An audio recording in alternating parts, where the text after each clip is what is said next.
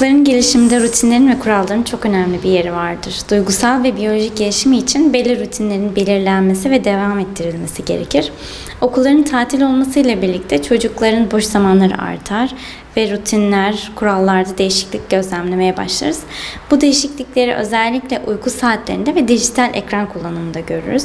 Tatillerde dijital ekrana yönelim arttıkça çocuklarda kısa vadede dikkat dağınıklığı, uykuya geçişte zorlanma ve agresif davranışlarda artış olabilir.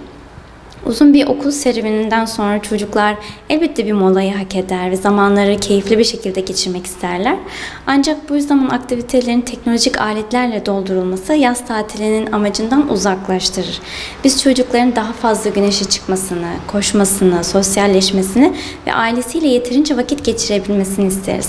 Bu nedenle yaz tatiline başlamadan önce ebeveynlerin teknoloji konusunda sınırlarını çok esnetmemesinde fayda var. Çocukların teknolojiye yönelmemesi için daha cezbedici teklifler sunmak işe yarayabilir. Yaz tatilinde tenis, basketbol, yüzme gibi sporlara yönelmek hem hareket arttırdı hem de sosyalliği sağladığı için güzel bir seçenek olabilir. Dışarıda aktif oyunlar oynayabileceği ortam hazırlanabilir. Bisiklet sürme, top oynama gibi. Elbette ailece geçirdiğiniz vakitler de çok kıymetli. Birlikte daha fazla vakit geçirmek için yaz tatili çok iyi bir fırsat. Görmediğiniz, gitmek istediğiniz yerleri çocuklarla gezmek, müze gezmek, tiyatroları deneyimlemek, farklı aktiviteleri görmek, piknik yapmak gibi doğayla iç içe olduğunuz aktivitelere yönelmek iyi bir fikir olabilir.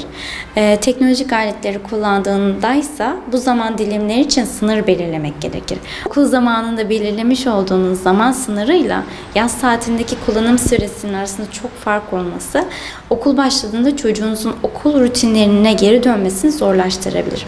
Benzer süre sınırlarını devam ettirebilirsiniz. Mutlaka izlediği içerikleri ve oynadığı oyunları takip edin. Teknolojiyle geçirilen vakit arttıkça ebeveynlerin kontrolü de zorlaşıyor. Böylece çocukların olumsuz içeriklere maruz kalma ihtimali de artıyor.